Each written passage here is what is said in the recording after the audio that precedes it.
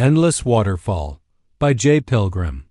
Perfect for those who crave depth, real emotion, and beautifully flawed characters. Chapter 4. In the Deep End. The sky was still dark when Joe stepped off the cottage porch, breath curling in the cold pre-dawn air. Joe was dressed in Robert's old overalls, too long in the legs, sleeves rolled up, stained despite the wash. White sweatshirt, his hands were shoved into the pockets, shoulders square, eyes trying to stay alert.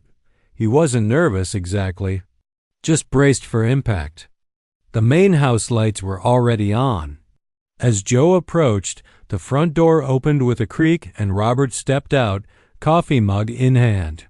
He wore a heavy beige wool jumper, faded black track pants, and steel-capped gumboots. His beard looked even rougher in the half-light. He gave Joe a quick up-down scan and a grunt that might have been approval. "You want a cuppa?" Robert asked. "Maybe later," Joe replied sleepily. "Suit yourself. It's around 5. You won't get another opportunity until breakfast at 8:30. City boys usually don't get up this early, huh?" Joe cracked a smile. "I'm not most city boys." Robert nodded once, then tipped his head toward the yard. "Come on, let's see what you're made of." The cowshed was already clanging and echoing when they arrived, the scent unmistakable, sour hay, wet concrete, and the sharp tang of cow poo.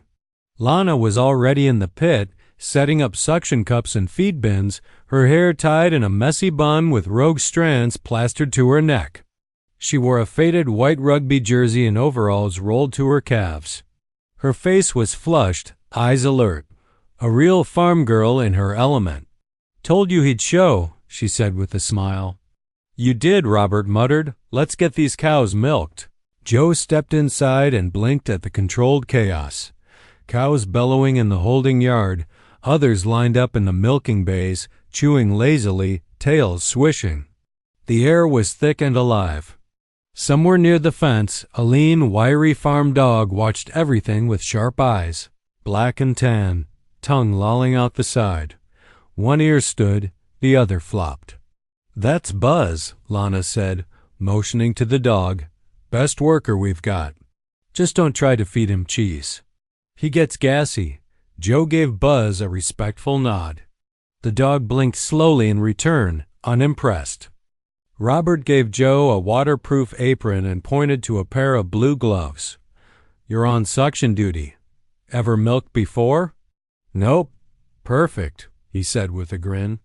"Let's begin your training." 20 minutes in, Joe had managed to get cow muck up both sleeves, a streak of something unidentifiable across his jaw, and had narrowly avoided being kicked in the arm by a particularly moody Frisian named Nancy. Lana called from across the pit. "Get the cup on before she shifts her weight," Joe shouted. "She waited until I leaned in," ducking away from a tail whip that landed squarely on his chest. "City boys always think cows are gentle," Robert said, passing behind him with a new hose. "They're just heavy toddlers with bad attitudes and no toilet training."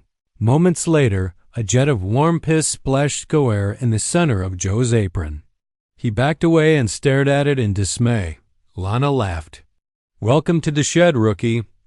Buzz barked once from outside, tail wagging like he was in on the joke. "Still think this beats Wellington?" Robert asked with a dry smile. Joe thought about his past dire situation and nodded. "Absolutely." By 7:50, the herd was milked, the shed was rinsed down, and the sun had finally risen fully above the hills. Joe leaned on the gate of the holding yard, breathing hard, his arms sore in places he hadn't known existed. But he was grinning. "All right," Robert said to Joe. "Most of the cows have gone down the track to their day paddock. Make sure all the cows are shut in the back paddock. Think you can manage that?" Joe nodded, and Lana handed him a cracked yellow herding stick. "Buzz'll help. Just follow his lead."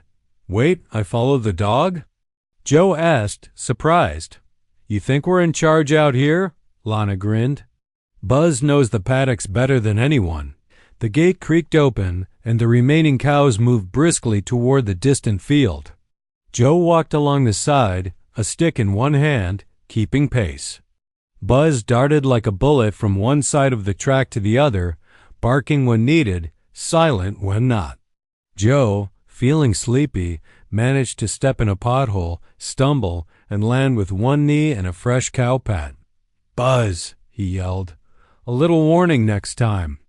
Buzz just looked at him like, "That's farming, mate." By 8:30, they were back at the main house, removing boots and hosing down overalls at the back door.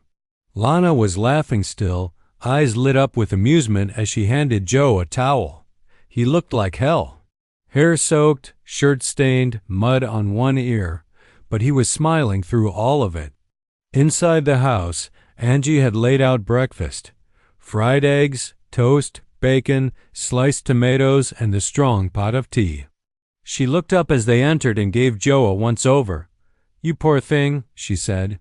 "You look like you were thrown in the deep end. Smells like it too," Robert added, already piling toast on his plate. Joe collapsed into a chair and took a long sip of tea. "I've had worse mornings." Lana sat across from him, elbow on the table, chin in her palm. "You did good." Joe looked around the table. At Robert's quiet approval, Angie's warmth, and Lana's open, amused gaze. And for the first time in a long while, he felt like part of something. He felt included. By 9:30, the smell of bacon had faded from Joe's nose, replaced by the grassy scent of diesel, dust, and the sharp tang of oil. The sun was up now, already punching down with early summer intensity across the fields. It was the kind of December day that promised sweat and sunburn, no matter how many clouds loitered on the horizon. Joe stood by the open side of the equipment shed, squinting at the green tractor parked like a sleeping giant among coils of hose, farm tools, and buckets. He was dressed in another pair of blue hand-me-down overalls. His sleeves were rolled high, collar open, hair wild from the morning's activity. Robert emerged from behind the tractor, toolbox in one hand, two spanners in the other. He placed the tools on the workbench. Robert climbed up into the tractor's cab and crouched off to one side, motioning for Joe to take the seat. "We're cutting paddock 6 for hay. You're running the mower. Don't hit any rocks." Joe hesitated, then climbed up, the seat squeaking beneath him. The cab smelled like old tobacco and grease. Buzz trotted around the corner then, tongue lolling, tail up. The lean Huntaway Cross farm dog had that ever-alert look, as if he was constantly judging everyone's life choices. He stopped beside the tractor, gave Joe a sideways stare, then sat down as if to say, "This'll be good." Joe took in the cab environment.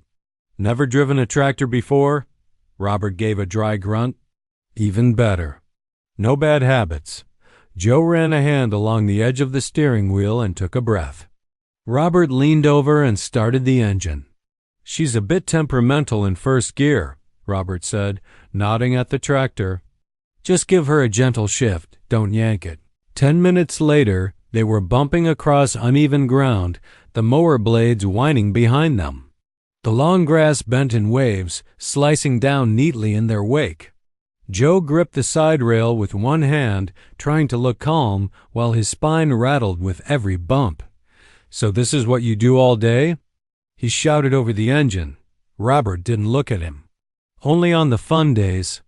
Buzz raced along the side, cutting wide arcs through the grass, then doubling back. Occasionally, he barked. Loud, short, and pointed.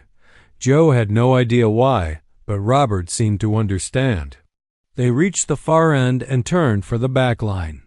Joe swallowed, hands gripping the wheel like it might bite. He eased forward and was doing just fine. Until he wasn't.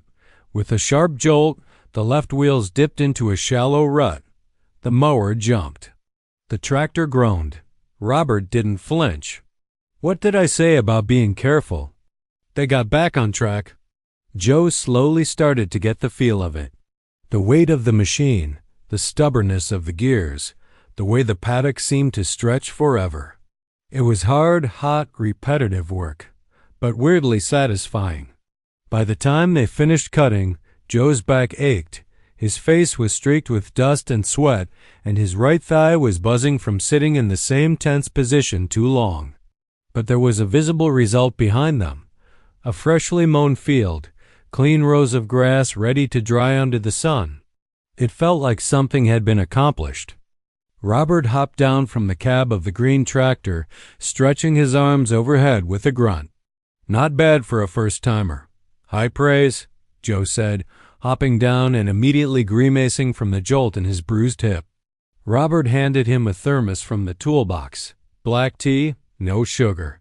"You want sugar? Talk to Angie." Joe took a long drink and wiped his mouth on his sleeve. Buzz drank out of the cattle trough, trotting off toward the gate without a word or bark. Robert watched him go. "He knows the next job before I do," Robert said, shaking his head.